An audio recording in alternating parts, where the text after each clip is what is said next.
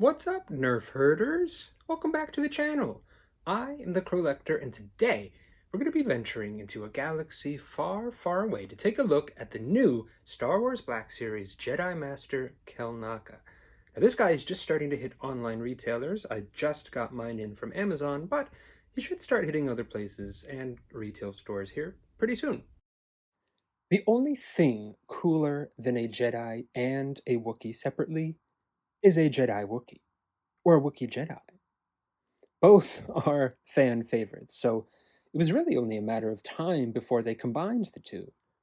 We've gotten a few Wookiee Jedi over the years, most notably Gungi from the animated shows, and good old Kelnacca here.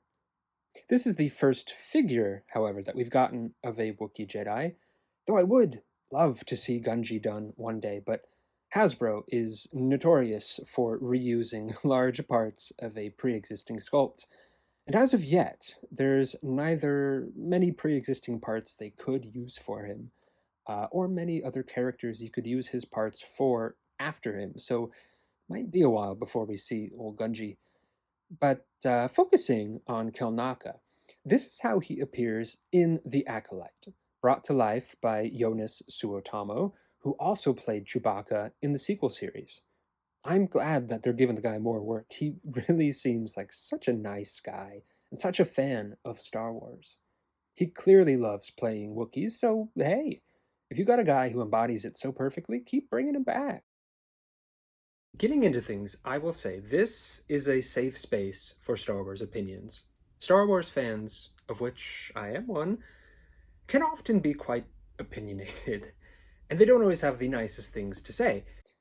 The Acolyte was certainly a victim of that. Reception was rather mixed to begin with. Some fans loved it, some hated it, some didn't even give it a chance. I will say that since it aired, I have been seeing more folks come around to enjoying it once they actually, give it a chance. Personally, I quite liked it. It wasn't perfect. I thought the execution of some things could have been handled a little better, but it brought some fresh ideas into the series. It presented an interesting dilemma, and it had some memorable moments and some truly amazing fight scenes. I would have loved a second season, and despite the cancellation, I do hope the story can continue in some way. Regardless of how people felt about the show, most of the praise was centered on the characters themselves, most notably the Stranger, or Darth Smiley, as I like to call him. And seriously, Hasbro, where is our Darth Smiley Black Series? I need it yesterday. Thank you. Aside from him, Jedi Master Soul has also been well received, and Kelnacca here as well. We'd never gotten a Wookiee Jedi in live action before, so fans were hyped when we saw him in the trailer. And for the most part, I do think he lived up to that hype. We didn't learn a whole lot about him. Wookiees obviously don't speak English, so he's still a bit mysterious, but what we do learn really makes him a bit of a tragic figure. I think it would have been nice to maybe see him in combat a little more, but at least it made sense as to why we don't see more from him. Moving along to the figure, here he is in all his hairy glory. We'll get the packaging out of the way first. He comes in the new Galaxy packaging style with the Acolyte Red. He's number 9 in the Acolyte series. Here's his character art. I'm not sure who does the art now. I know it was Gregory Titus in the past, but I don't know if it's still him. Whoever they are now, they're doing a great job. You can take a quick look at his bio here on the back. Perfect. Now the figure itself stands just under 7¼ inches from his feet to the top of his little bun. Speaking of part reuse, most of his Wookiee parts are reused from the Chrysanthemum figure, especially those thicker arms and legs. Chewbacca is a little more lanky and slender, whereas these guys are a little more beefy, a little more classic Wookiee, if you will. I could also see them using these parts for a Tarful. Hopefully we'll see something in the Revenge of the Sith anniversary line later this year. One of my favorite things, an interesting thing about Kelnacca, are his eyes. Obviously, all the Wookiees are suits that the actors wear. Sorry to break the illusion, but for the most part, they are all rather seamless. Kelnacca, however, has much deeper eyes.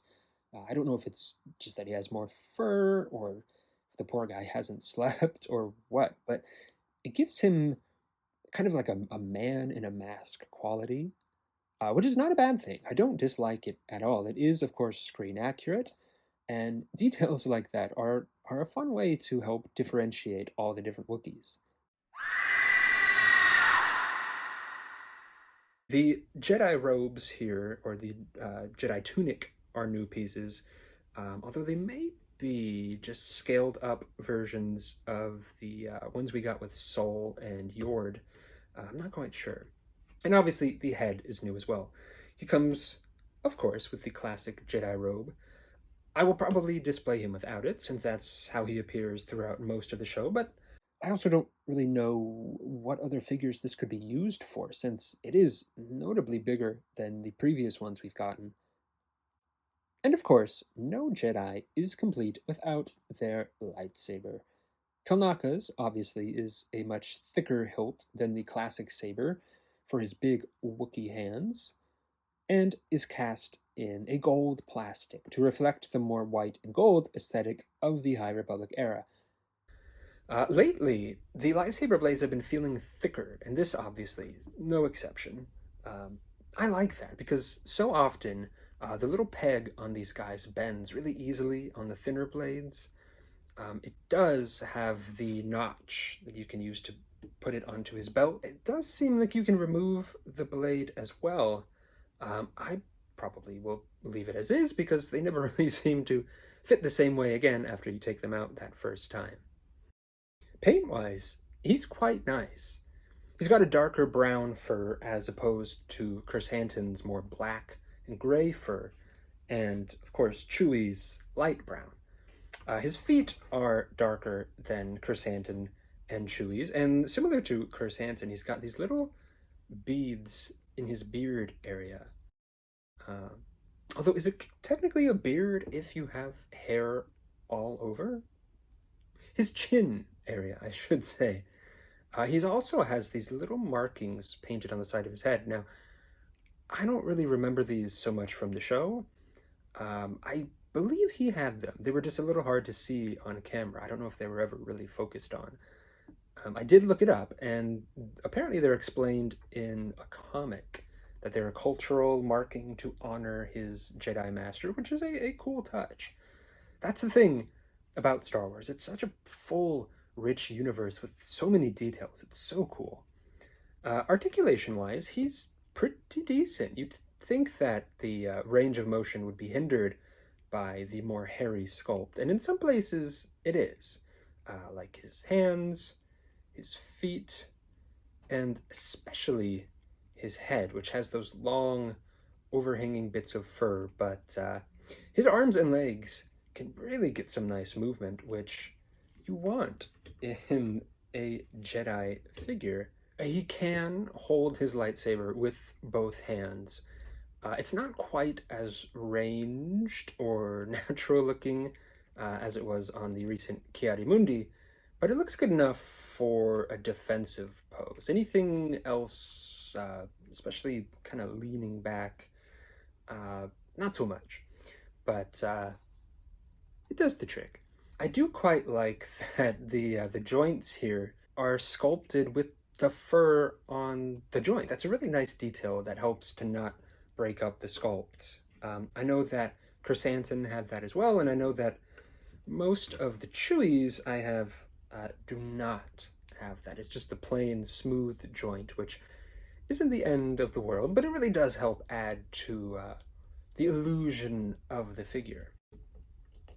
All in all, this is a really nice figure with some really nice shelf presence, and regardless of what you thought of the show, it's just a really fun figure to have.